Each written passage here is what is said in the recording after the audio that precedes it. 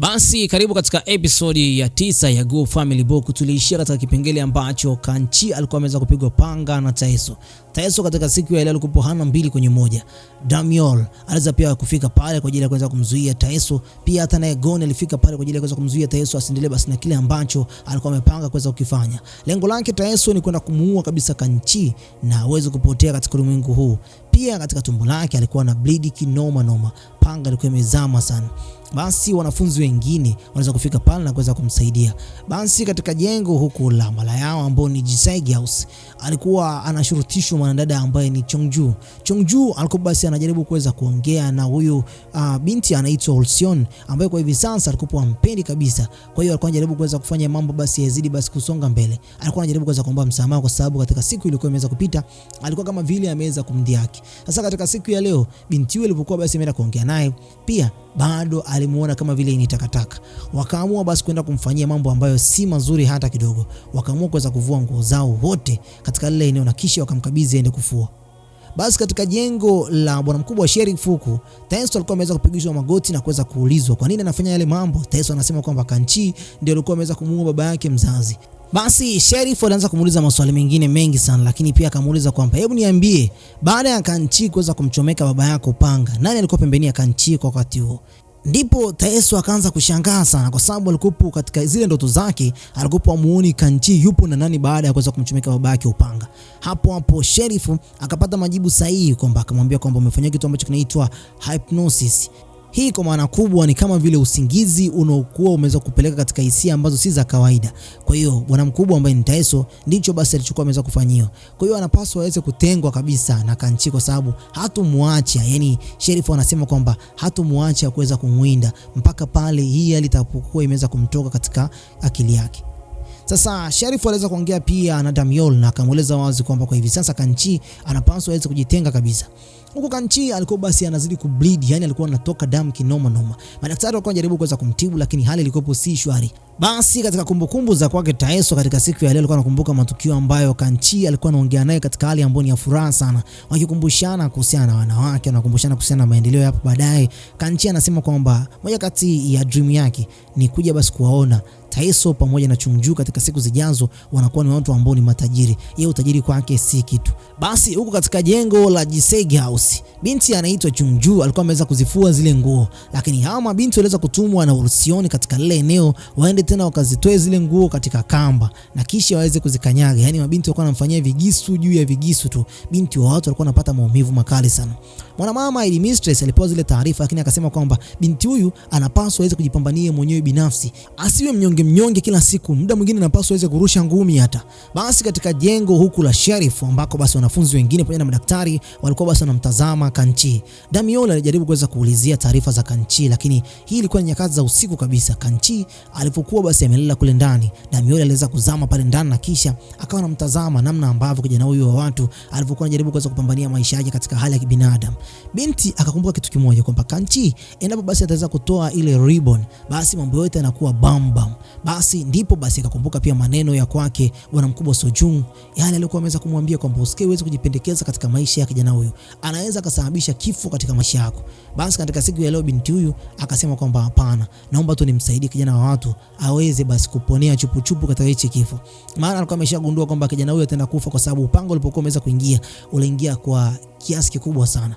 Basi katika siku ya leo aliweza kuchomoa ile ribbon, lakini haya yote aliweza kusababishwa na yale matukio alikuwa ameweza kuyaona kwa kipindi cha nyuma, hata kule msituni kipindi ambacho alikuwa ameweza kupambana na wale maadui na kisha akaweza kupona. Katika nyakati hizo aliweza kuwazuru vibaya sana.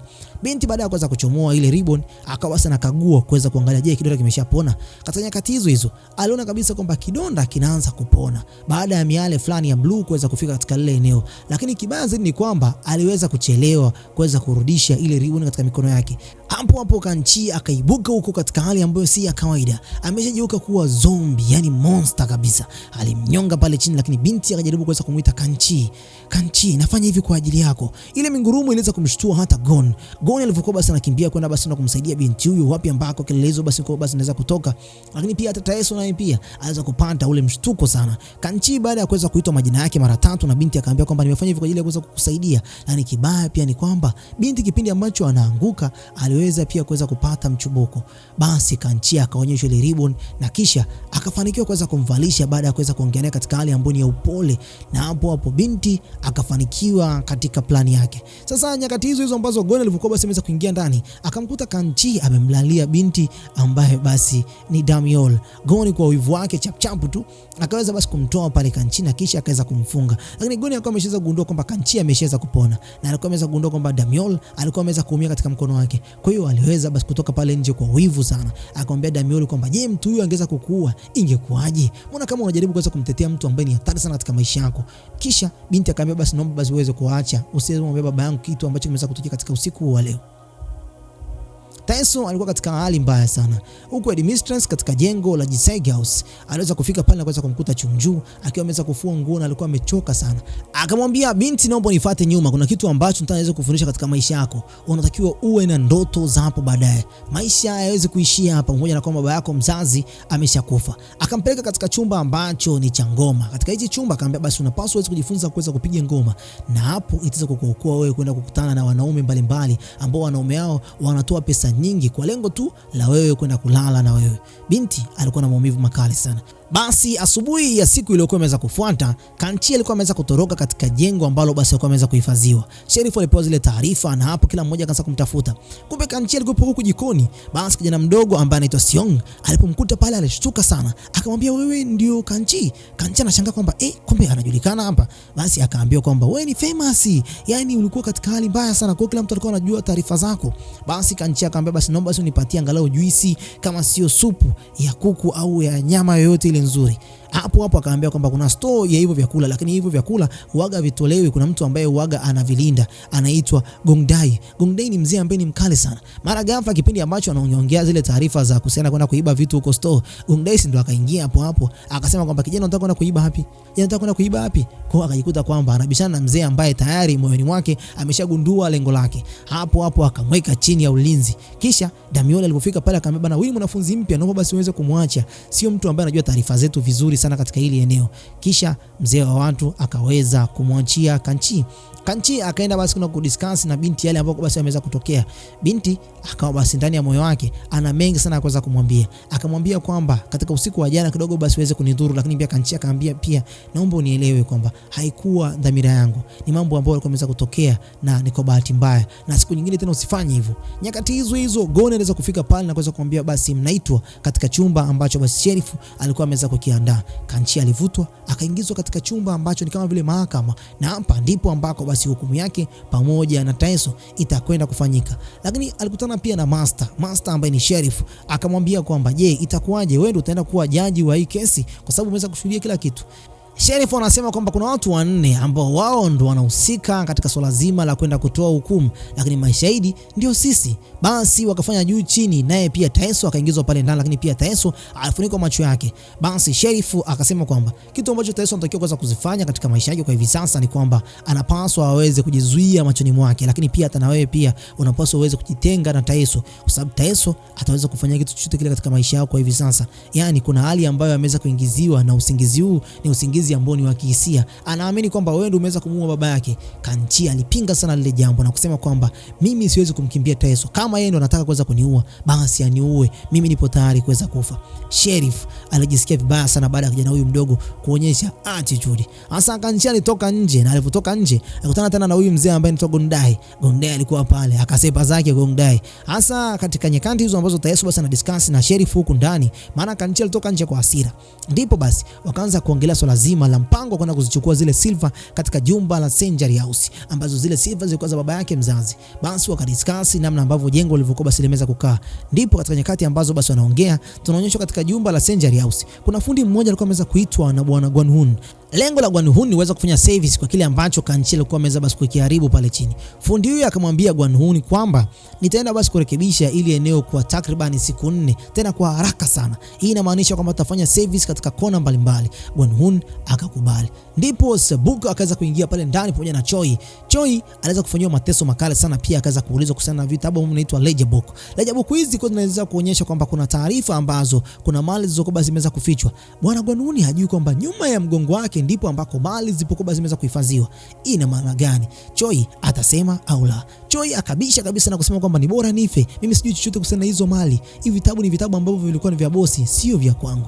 Choi bahati nzuri hakuna saini yake katika vitabu hivyo. Kwa hiyo bwana Gwan-hoon akawa basi hapa ameweza kucheza mchezo ambao ni mbaya sana. Hamna kitu anaenda kuambulia.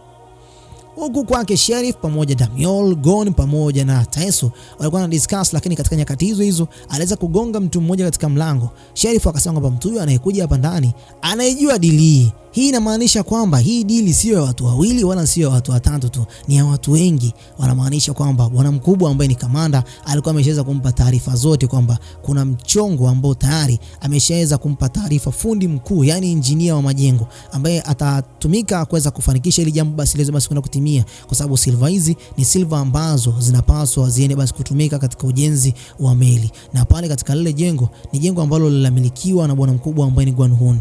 Sasa fundi huyo anasema kwamba nimeshaweza kupanga kila kitu, kwa hiyo kila kitu nyie hapo kiko ndani ya uwezo wenu, na haya yote ninayoenda basi kuyafanya ni kwa sababu ya baba yake mzazi Taeso alinifanyia wema sana kipindi ambacho yuko hai. Sasa hapo katika jumba ambalo Kanchi alipokuwa basi ameweza kufika, alikuta kwamba kuna supu nyingi sana, vyakula vya kutosha, akawa amefurahi. Mara ghafla wanafunzi wengine wakawa wameweza kuingia pale. Sasa yeye akaambia kwamba meza yako ni ile ya mwisho, nenda kule mwisho. Kanchi alipofika kule mwisho akakuta kwamba ameweza kuandaliwa uji na dawa. Yaani alichukia kinoma noma. Akaambia kwamba aliyekuwa ameweza kupanga kwamba wewe uweze kupikiwa uji ni bwana Godai. Sasa yeye ni yule mzee bana. Alipofika jikoni, mzee anajipigia zake supu ya kuku, nyama ya kutosha. Hapo Kanchi akaambia kwamba mzee, ni wewe unakula vyakula hivi, mimi nakunywa uji.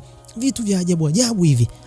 Kanchi alikopo amini mzee kwamba huyu mzee ndani yake alikuwa na roho ambayo basi ni kipekee sana, lakini ndani yake pia alikuwa na uwezo ambao si wa kawaida. Mzee akamwambia kama basi unaweza kuhitaji kuweza kula hichi chakula na wewe pia ni mtu ambaye unaongea vibaya na tabia yako sio nzuri, ngoja basi nikufundishe kijana mdogo. Akamwambia kama utashika hii fimbo basi mimi nitakuruhusu uweze kula hii supu.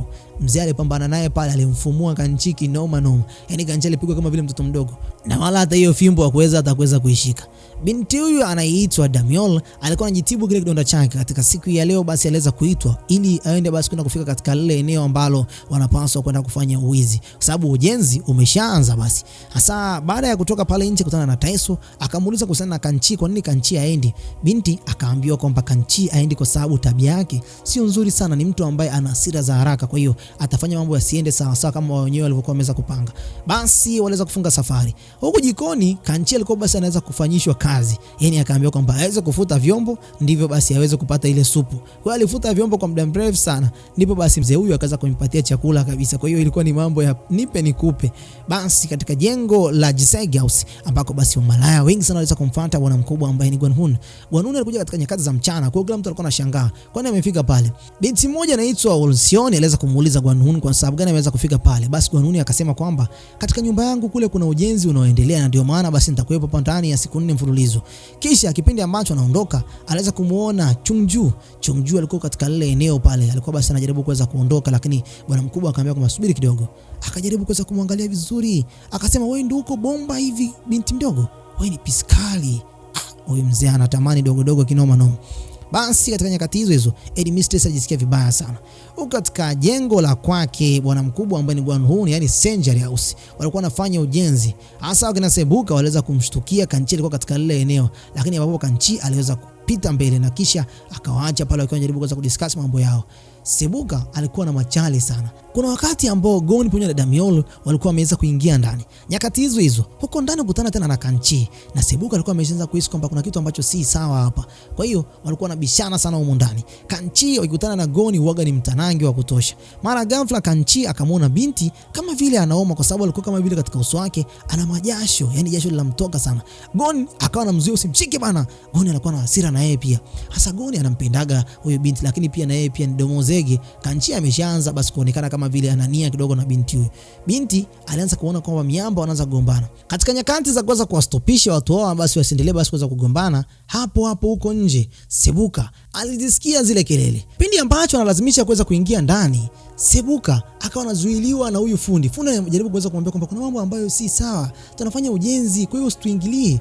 Basi fundi akawa anajaribu kuweza kuwatuliza, kwa sababu fundi anajua kwamba nini ambacho kinaendelea. Alipozama ndani akakutana na Gon. Gon akaweza kujitambulisha kwamba yeye hapo basi ni mfanyakazi, na mzee huyu akamtetea kwamba yeye hapo ni mfanyakazi wake huyo mzee, kwa ni fundi tu katika lile eneo. Ndipo basi huko ndani, kumbe Kanchi pamoja na Damiol walikuwa basi wameshaingia katika kile chumba. Basi wakawa basi wana plan kuweza kuondoka katika lile eneo. Mara ghafla binti basi ndio akajikwaa kwenye mguu wa Kanchi. Huko nje mzee akasikia zile kelele. Hapo Sebuka akasema kwamba hiyo nini? Hiyo nini? Nasema hiyo nini? Huyo mzee akasema kwamba hamna kitu. Kumbe huko ndani Kanchi alikuwa basi ameweza kumuokoa binti, maana binti angeweza kupiga kelele kubwa zaidi. Bana, sijui watakamatwa, sijui hawatakamatwa. Tukutane katika episode ya 10. Bana, mimi nafikiri kwamba sitakuwa na zaidi kwa mdau. Unisha comment yako hapo chini uniambie umeonaje kazi hii. Bye bye for now.